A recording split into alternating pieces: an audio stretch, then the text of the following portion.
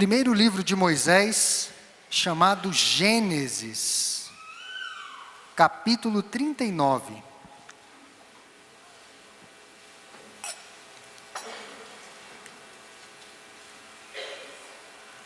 Muito fácil, primeiro livro da Bíblia.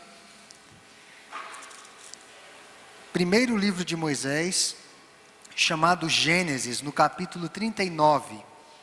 Antes da leitura, oremos mais uma vez. Deus, rogamos a iluminação do Teu Santo Espírito nesse momento, em que Tu mais uma vez vai falar aos nossos corações por meio da Tua santa palavra. Ó Pai, sensibiliza a todos nós, que sejamos convencidos pelo poder das palavras de vida, que o meditar do meu coração, ó Deus, e as palavras dos meus lábios, sejam agradáveis na Tua presença. Ó Senhor, rocha minha e Redentor meu. Nós oramos em Cristo Jesus. Amém. Primeiro livro de Moisés, chamado Gênesis, no capítulo 39, a partir do verso 1, nos diz assim: José foi levado ao Egito, e Potifar, oficial de Faraó, comandante da guarda, egípcio, comprou-o dos ismaelitas que o tinham levado para lá. O Senhor era com José. Destaque isso. O Senhor era com José, que veio a ser homem próspero, estava na casa de seu senhor egípcio. Vendo Potifar que o Senhor era com ele, e que tudo o que ele fazia, o Senhor prosperava em suas mãos, logrou José mercê perante ele, a quem servia. E ele o pôs por mordomo de sua casa, e lhe passou às mãos tudo o que tinha.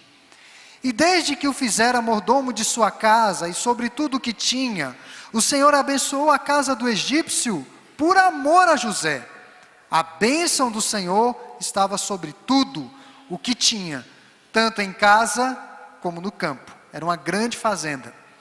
Potifar, tudo o que tinha confiou às mãos de José, de maneira que, tendo-o por mordomo, de nada sabia além do pão com que se alimentava. José era formoso de porte e de aparência. Aconteceu depois dessas coisas, que a mulher de seu senhor pôs os olhos em José e lhe disse: deita-te comigo. Ele, porém, recusou e disse à mulher do seu senhor: tem-me por mordomo o meu senhor, e não sabe do que há em casa, pois tudo o que tem me passou ele às minhas mãos.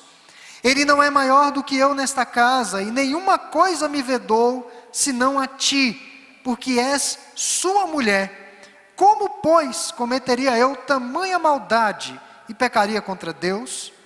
Falando ela a José todos os dias, e não lhe dando ele ouvidos para se deitar com ela e estar com ela, sucedeu que certo dia veio ele à casa para atender aos negócios, e ninguém dos de casa se achava presente. Então ela o pegou pelas vestes e lhe disse: deita-te comigo. Ele, porém, deixando as vestes nas mãos dela, saiu, fugindo para fora. Vendo ela que ele fugira para fora, mas havia deixado as vestes nas mãos dela, chamou pelos homens de sua casa e lhes disse: vede, trouxe-nos meu marido este hebreu para insultar-nos. Veio até mim para se deitar comigo, mas eu gritei em alta voz. Veja o tamanho da falsidade dessa mulher. Ouvindo ele que eu levantava a voz e gritava, deixou as vestes ao meu lado e saiu fugindo para fora. Conservou ela junto de si as vestes dele, até que seu senhor tornou à casa. Então lhe falou segundo as mesmas palavras e lhe disse: o servo hebreu que nos trouxeste veio ter comigo para insultar-me. Quando, porém, levantei a voz e gritei, ele, deixando as vestes ao meu lado, fugiu para fora. Tendo o Senhor ouvido as palavras de sua mulher, como lhe tinha dito, desta maneira me fez o teu servo. Então se lhe acendeu a ira. Nós não sabemos, irmãos, e há uma discussão muito intensa entre os comentaristas se Potifar ficou irado com José ou com a sua esposa. E o senhor de José o tomou e o lançou no cárcere, no lugar onde os presos do rei estavam encarcerados. Ali ficou ele na prisão. Novamente, o Senhor, porém, era com José. Ele foi benigno, ele deu mercê perante o carcereiro, o qual confiou às mãos de José todos os presos que estavam no cárcere, e ele fazia tudo quanto se devia fazer ali. E nenhum cuidado tinha o carcereiro de todas as coisas que estavam nas mãos de José, porquanto o Senhor era com ele, e tudo o que ele fazia, o Senhor prosperava. Muitas vezes, no sentido prático, a vida não é justa. Nós podemos dizer isso de uma forma muito clara à luz desse texto. Muitas e muitas situações da nossa vida percebemos que ela não é justa. Na perspectiva humana, essa é a forma como nós percebemos as coisas que nos acontecem ou como percebemos a vida. Porque faço as coisas corretas e ainda assim passo por tantas provações. Porque ando retamente com Deus e ainda assim sofro retaliações, perseguições e passo por provações. Enquanto que o ímpio, aquele que não teme a Deus, muitas vezes aparenta viver tranquilamente. Eu convido os irmãos a irem para um outro texto, o último livro do Antigo Testamento, livro do profeta Malaquias. Ele tem essa indagação, é uma indagação que não é nossa, mas é uma indagação já dos profetas.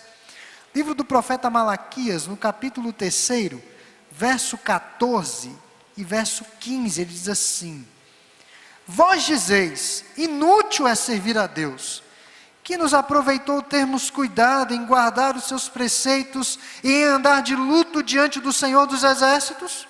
Ora, pois, nós reputamos por felizes os soberbos, também os que cometem impiedade prosperam. Sim, eles tentam ao Senhor e escapam. Versos 17 e 18. O Senhor diz algo contrapondo essa concepção humanista da vida, essa concepção míope, rasa, sem espiritualidade da vida neste mundo. Então, o Senhor contrapõe no verso 17 e 18 do livro do profeta Malaquias, no capítulo 3. Vamos ler juntos? Eles serão para mim particular tesouro, naquele dia que preparei, diz o Senhor dos Exércitos. Poupá-los-ei como um homem poupa seu filho que o serve. Então vereis outra vez a diferença entre o justo e o perverso, entre o que serve a Deus e o que não serve. Mas muitas vezes o retorno não é exatamente aquilo que nós esperamos, ou esperávamos, ou imaginávamos. E nós vamos olhar essa noite, começar a olhar para a vida de José, nesse sermão biográfico. Essa aparente injustiça de Deus, ou aparente injustiça da vida. E a nossa temática não é nem essa. A nossa temática é perseverança na fidelidade de Deus, mesmo em face aos reveses da vida. Perseverança na fidelidade de Deus. Se os irmãos esquecerem de tudo que eu falei, e lembrarem do tema, já ganhei muito, logrei mercê essa noite. Perseverança em ser fiel ao Senhor. E nós vamos extrair aqui algumas lições deste texto sobre a pessoa fiel a Deus. Primeiro, a pessoa que é fiel a Deus conta com a bênção dEle. Essa temática da bênção de Deus é recorrente em toda a narrativa que nós lemos. Verso 2, verso 3, verso 5, verso 21. Está muito evidente que o Senhor era com José e tudo que José fazia, ele era bem sucedido. Mas antes de chegar aqui, a história de José começa no capítulo 37. José começa como um herói duvidoso, muito duvidoso. ele era o que nós podemos dizer de delator dos seus irmãos. Alguém aqui gosta de uma pessoa que é dedo duro? Ninguém gosta. Uma pessoa que vive delatando os outros, contando o que os outros andam fazendo. E em suas delações premiadas, ele recebia benefícios de seu pai. Muitos benefícios. Deus lhe deu 2 sonhos. E os 2 sonhos significavam uma coisa.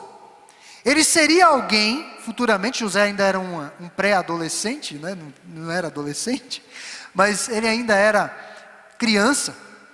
Ele seria alguém que teria uma posição de comando sobre os irmãos e também sobre os seus próprios pais. É o significado dos 2 sonhos de José. E por causa disso, o texto bíblico nos fala que quando José revelou seus sonhos aos seus irmãos, os seus irmãos o odiavam ainda mais. O odiavam ainda mais. Ele tinha 11 irmãos. Era uma coisa complicada. Claro que o menor, Benjamim, estava do lado dele, os 10 mais velhos. Então ele sofreu muito por causa desse plano de Deus na vida dele, e José era aquele filho mimado por seu pai. Isso está muito evidente na narrativa de Gênesis 37. E quando o texto lá diz que os seus irmãos o odiavam, é porque os seus irmãos não conseguiam sequer cumprimentá-lo. Os irmãos não conseguiam dizer a ele shalom. Os irmãos não conseguiam dizer a ele bom dia. Os irmãos não conseguiam dirigir a palavra a ele.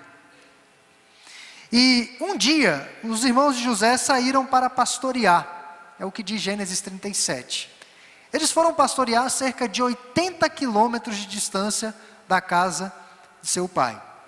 E o pai de José, novamente, enviou José com uma missão: espionar os seus irmãos. Ele disse: olha, José, vai ver o que é que seus irmãos estão fazendo. E quando os irmãos de José o avistam, já o reconhecem de longe, por suas roupas extravagantes. Lembram da roupa extravagante que o pai fez para ele ser um filho destacado? Então eles já viram de longe ele com aquela roupa extravagante, já sabiam que era José. E foi tempo mais do que suficiente para que seus irmãos confabulassem num destino de execução. Vamos matar José. Vamos eliminar José. Estamos distantes de casa. Vamos dizer que uma fera do campo comeu José, consumiu José. Vamos levar as vestes dele sujas de sangue. Esse foi o plano inicial. Nós sabemos pela história que José acabou no fundo de uma cisterna, ficou um tempo lá. E daí os irmãos dele pensaram o seguinte: para que nós vamos matá-lo? Nós podemos ganhar um dinheirinho com isso? Passava uma caravana de midianitas indo para o Egito, e eles resolveram vender a José como escravo. Levaram adiante o seu plano de dizer a seu pai que José havia sido dilacerado pelas feras, e o que restou foi apenas aquela fantasia extravagante, suja de sangue. E por muito tempo, Israel ficou crendo nisso, que seu filho queridinho havia sido executado, dilacerado pelas feras. Meus irmãos, no texto que lemos, há essa expressão recorrente, que o Senhor era com José. O Senhor tinha um plano na vida de José. José poderia ter sido, sim, morto, ainda nas terras de seu pai, nas proximidades da casa de seu pai. Mas Deus permitiu que José fosse levado ao Egito. E essa expressão, o Senhor era com José, não era algo meramente intimista. Aquela pessoa super espiritual, não era meramente isso. Mas as pessoas em derredor de José percebiam isso. É o que diz o verso 3 e o verso 23. Potifar percebeu, o carcereiro percebeu que havia algo diferente naquele homem. E o que é andar com Deus, irmãos? O que significa Deus estar conosco de forma tão perceptível? Significa agir de acordo com aquele com quem se tem andado. É literalmente isso. Refletir o caráter de Deus, agir de acordo com os princípios de Deus. E aqui a verdade bíblica se torna inegociável. José não tinha Bíblia ainda. José não tinha um livro santo para ler ainda. Mas a lei de Deus estava gravada no seu coração. José explica àquela mulher por que não ceder ao seu assédio. Em primeiro lugar, ele diz que ela era esposa de outro homem, o qual era o seu senhor. Ou seja, era adultério. Seu senhor confiava nele e José não poderia trair a sua confiança. Entraria em outro pecado, a inveja, a cobiça, o roubo, quebrando partes dos 10 mandamentos. Mas o principal argumento que José usa para, diante da tentação, como que eu pecaria contra Deus? Como que eu pecaria contra Deus? E aqui, meus irmãos, eu quero fazer uma aplicação. Como que nós sabemos? Porque a pessoa fiel tem que amar a Deus sobre todas as coisas. E como que nós sabemos que amamos ao Senhor? Jesus disse que aqueles que o amam são os que cumprem os seus mandamentos. Quer saber se ama a Deus? Então tem de cumprir os mandamentos do Senhor. Como José conhecia esses mandamentos se as tábuas da lei ainda não haviam sido estabelecidas pelo Senhor? Lei de Deus gravada no seu coração.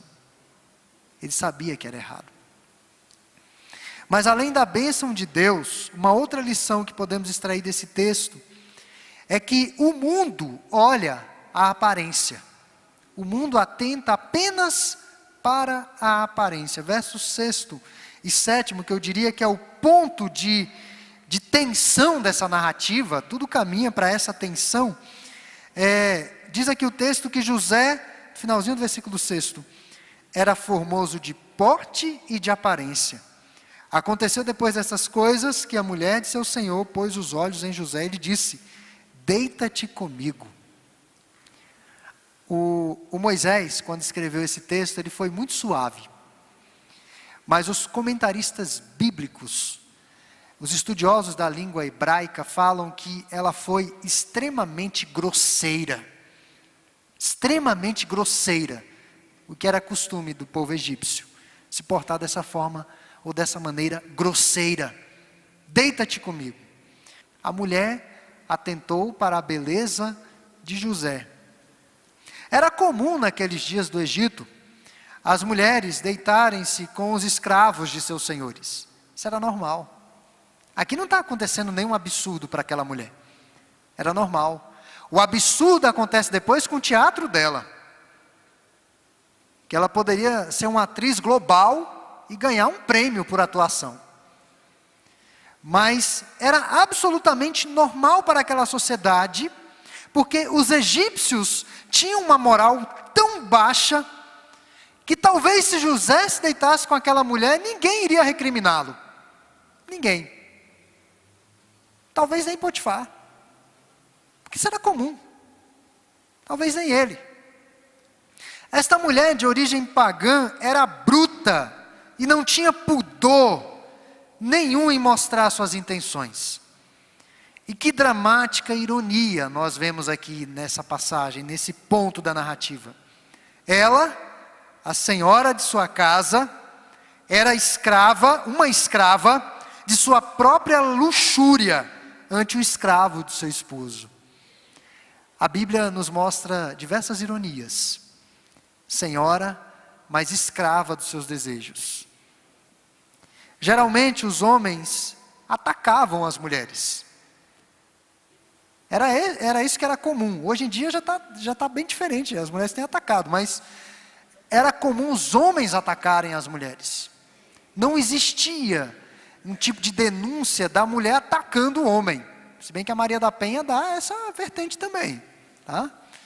Mas o comum era os homens atacarem as mulheres, e tinham penalidades para isso, até mesmo no Egito de baixa moralidade. O povo do Egito olhava muito a aparência, muita aparência.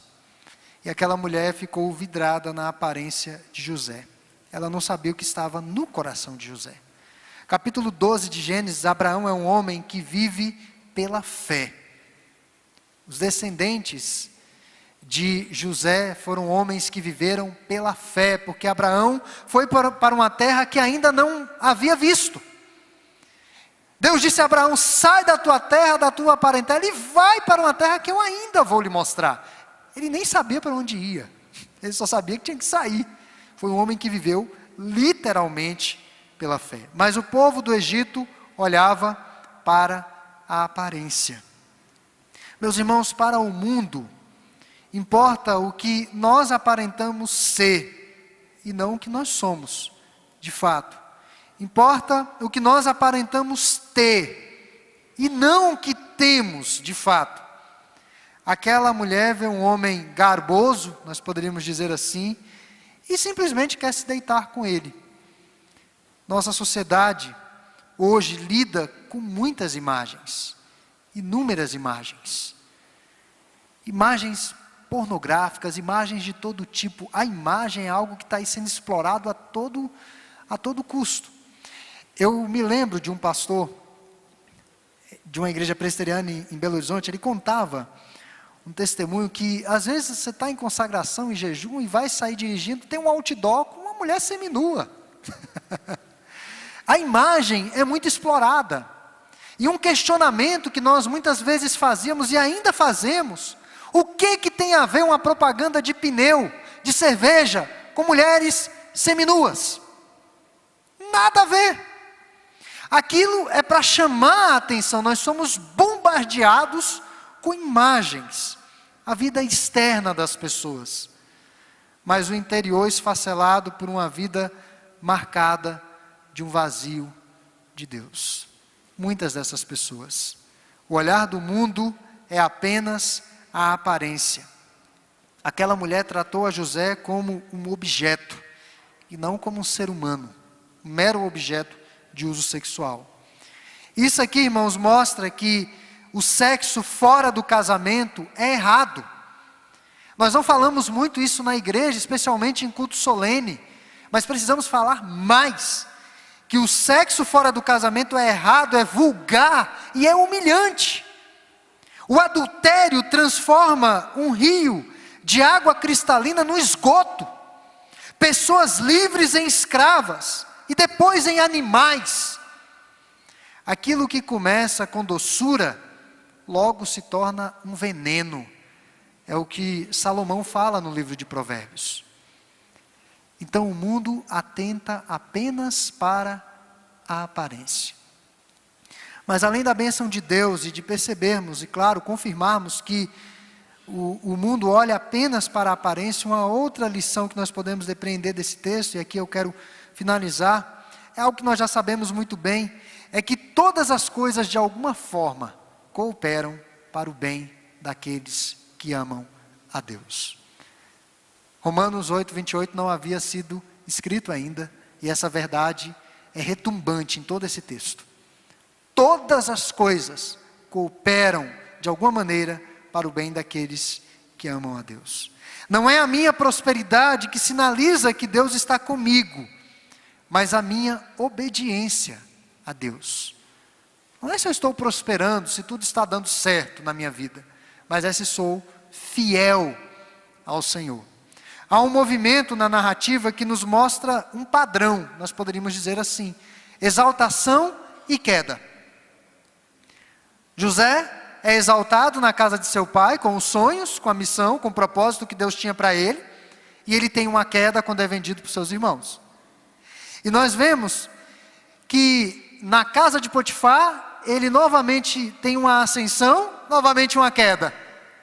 Na prisão ele passa a ter uma ascensão, vem os sonhos lá na frente, ele revela os sonhos, quase liberto, mas novamente uma queda. Quando nós pensamos, irmãos, que o plano de Deus vai se completar, José sofre um revés da vida novamente. José, aqui nessa passagem, é exaltado ao mais alto nível na casa de seu senhor, para em seguida ser novamente humilhado. E Moisés, aqui com maestria, detalhou 5 passos da elevação de José por meio da bênção de Deus, tão somente por causa da bênção de Deus. Eu acho fenomenal o Antigo Testamento, quando o Antigo Testamento fala de graça. que as pessoas dizem que o Antigo Testamento é lei e o Novo Testamento é graça. Essa afirmação não tem graça e não é bíblica, porque tudo que José conquistou foi porque o Senhor era com ele, porque ele era abençoado pelo Senhor. Não é porque ele era genial, não é porque ele era inteligente, não é porque ele sabia administrar, não era por causa de nada disso, é porque a bênção de Deus estava sobre ele. Veja, 5 passos da elevação de José: vendido como escravo a um aristocrata, mas ele primeiro estava servido em casa e não no campo. Estava servindo na administração da casa, recebendo os produtos do campo, conquistando a estima de seu senhor. Então, o seu senhor foi olhando para José e percebendo que ele era alguém confiável, tornando-se assistente do seu senhor. Passou a ser assistente, mordomo, e finalmente assumindo o posto de chefia da casa. Os 4 passos para a sua exaltação. Mas o texto nos traz esse quadro de dificuldade na vida de José. José foi vítima de falsa acusação, uma acusação dissimulada, preconceituosa, porque por 2 vezes essa mulher fala: quem mandou trazer esse hebreu aqui para casa? Eu te avisei que se você trouxesse esse hebreu, não iria dar certo. Em outras palavras, é isso que ela está dizendo para Potifar. Se os irmãos olharem, existe um padrão nesse tipo de acusação. Foi exatamente o que Adão disse ao Senhor quando foi confrontado com o seu pecado: Senhor, a mulher me deu o fruto e eu comi. Em outras palavras, se o Senhor não tivesse feito a mulher, eu não teria caído. Teologicamente, irmãos, quando Adão consome o fruto, e aliás, quando Eva consome o fruto, Adão estava ao lado dela. Adão acompanhou toda aquela conversa da serpente, tudo aquilo, calado. E ele diz ao Senhor: peguei do fruto e comi. E a mulher usa mais ou menos esse argumento, ela usa um argumento preconceituoso, xenofóbico, que nós chamamos hoje. Xenofobia. Preconceito por causa da etnia de José. Você trouxe esse hebreu para o nosso meio. E José acabou preso. A mulher monta um teatro, irmãos, impressionante, com gritos. Gritos e gritos pela casa, chamando os servos da casa e dizendo que José havia tentado insultá-la, molestá-la. Nada disso, totalmente contrário. Pela 2ª vez na vida, José perdeu as vestes. A 2ª vez.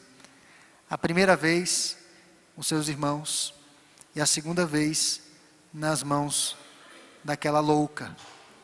Como disse o pastor John Piper, pastor norte-americano de nossos dias, José perdeu as vestes, mas manteve o seu caráter.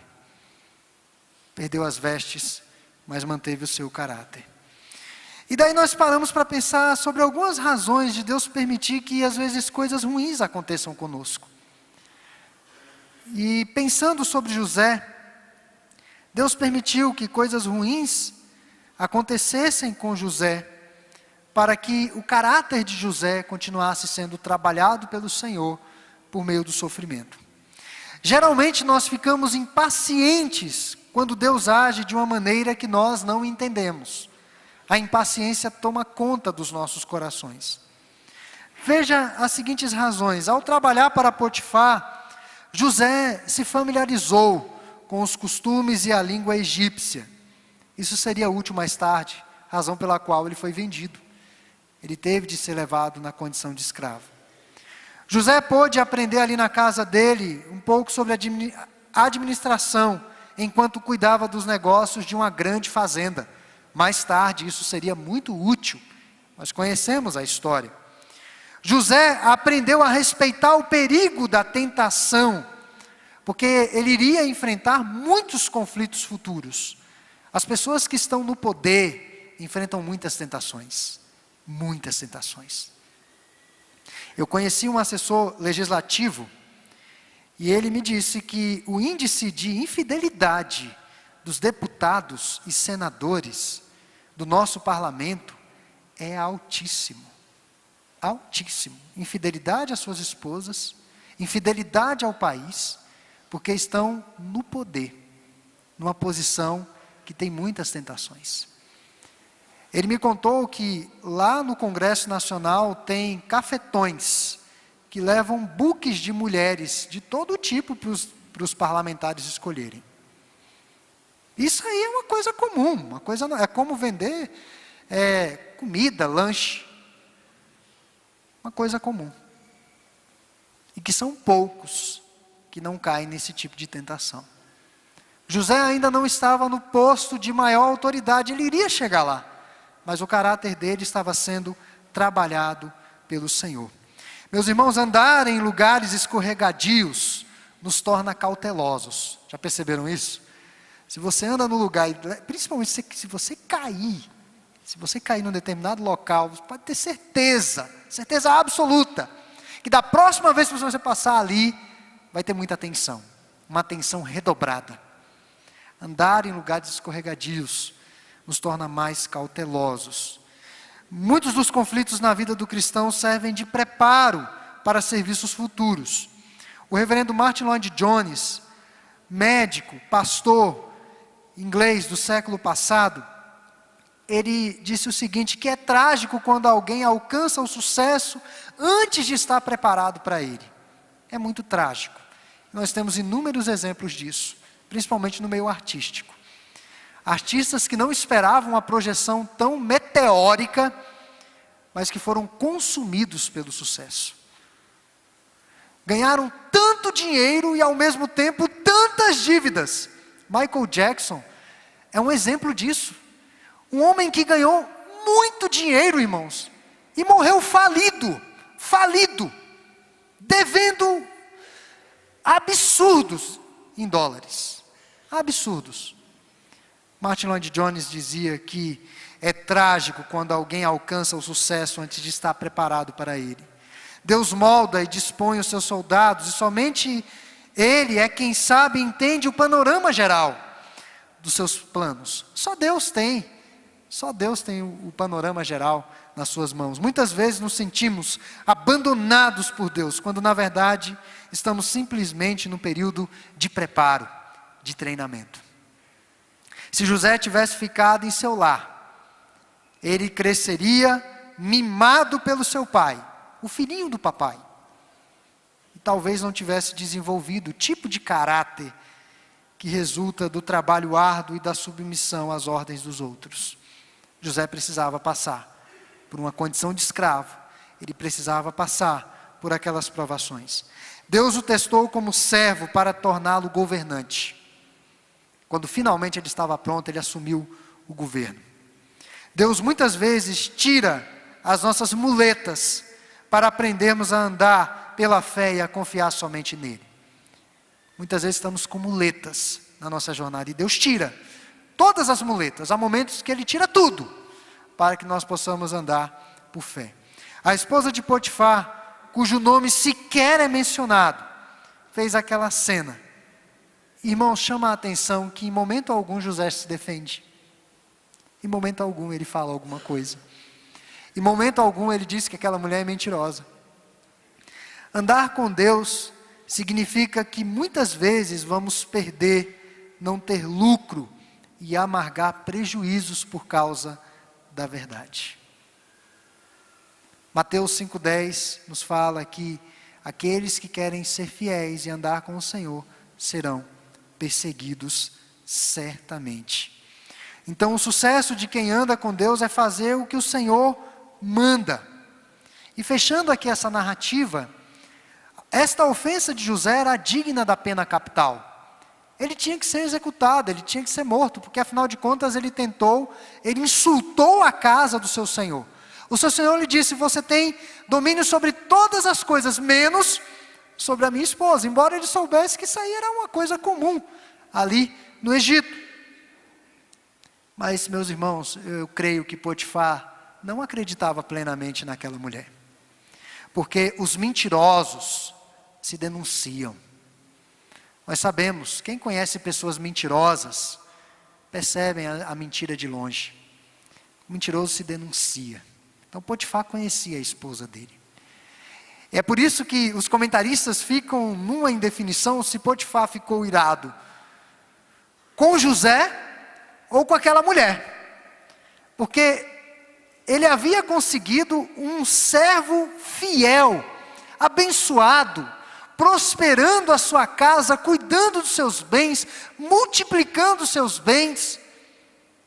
Ele estava numa mordomia tremenda, tranquilo, sossegado, e de repente ele ia perder aquele servo fiel, por causa daquela mulher. Mas José não se defende, ficou à versão dela, e Potifar se viu meio que coagido a mandar José para a prisão. Ele não ordenou a execução de José. Mais uma vez a providência do Senhor. Ele foi colocado na prisão daqueles que estavam na prisão do rei, por assim dizer. Em meio aos prisioneiros do rei. José foi parar ali. Era uma prisão diferenciada. Eram pessoas que estavam mais próximas da aristocracia vigente. E mesmo na prisão, irmãos, a providência de Deus sorri mais uma vez para José. Nós vemos isso mais uma vez. É aquele padrão, ascensão e queda, e vai continuar nas próximas exposições. Eu quero finalizar dizendo que essas são algumas verdades que nós aprendemos com esse texto. A bênção de Deus sobre aqueles que são fiéis. O mundo que olha apenas a aparência. E a fidelidade passa por uma situação muitas vezes difícil. E todas as coisas cooperam para o bem daqueles que amam a Deus. Não precisamos ficar desesperados, pois as nossas provações são apenas uma forma de Deus nos preparar para futuras bênçãos. Sempre pense assim, em face das provações. Nem sempre entendemos, isso é uma verdade, nem sempre compreendemos, mas nós devemos sempre confiar no Senhor. Vale lembrar que o salário da obediência não é tão alto, mas o salário do pecado é a morte. O salário da obediência não é tão alto. Portanto, que a nossa maneira de viver possa mostrar a todos que a nossa vida está nas mãos do Senhor. E que também possamos aprender que Deus tem um plano para nós. E que o sucesso vem somente do Senhor.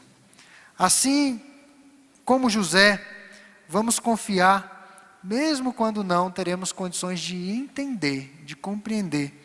Vamos servir a Deus aonde quer que Ele nos coloque.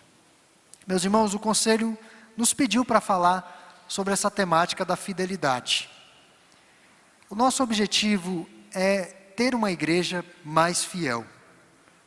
Fiel a Deus no serviço, fiel a Deus no andar com Ele, no seu testemunho, fiel a Deus nos seus relacionamentos.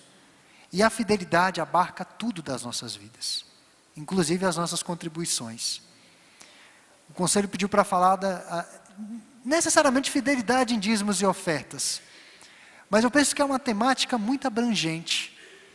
Geralmente as pessoas que não são fiéis na entrega de dízimos e ofertas são infiéis em outras coisas. Pode ter certeza disso. Porque nós sabemos que a contribuição, a Bíblia fala de dinheiro o tempo todo. José entregou toda a sua vida a Deus. O que nós constatamos, e aí os visitantes não se sintam constrangidos, e nem devem se sentir constrangidos com isso, e nem cobrados de alguma maneira, é que a nossa igreja tem uma boa arrecadação, mas a nossa igreja tem uma parcela de infidelidade. Irmãos que entregam sua contribuição um mês e passam 2, 3 sem entregarem, ou até mais. E há esses espaçamentos, essas lacunas de infidelidade. E o que eu quero levar a igreja a pensar é na fidelidade a Deus em todas as coisas, inclusive nessa área. E a questão da não contribuição é apenas um termômetro de como nós estamos com a obra do Senhor e com o Senhor. Porque o crente ama o que Deus ama. E Deus ama a sua igreja. Deus ama a sua obra. Deus quer que essa obra avance. E para isso a obra precisa do trabalho, precisa de recursos. Nada acontece por um passe de mágica. Nada mesmo. Uma estrutura dessa não se mantém com passe de mágica de jeito nenhum. São recursos. Então, que Deus possa nos inquietar a sermos fiéis em todas as coisas. Não só no dízimo, porque os fariseus foram confrontados por Jesus. Eles eram fiéis na entrega dos dízimos e até em ofertas. Mas eles não praticavam a compaixão e a misericórdia. Jesus diz, olha, vocês têm que ser fiéis nessas coisas sem deixar as outras. Então, fidelidade ao Senhor em tudo. Que Deus nos ajude a nos mantermos fiéis até a morte. Amém.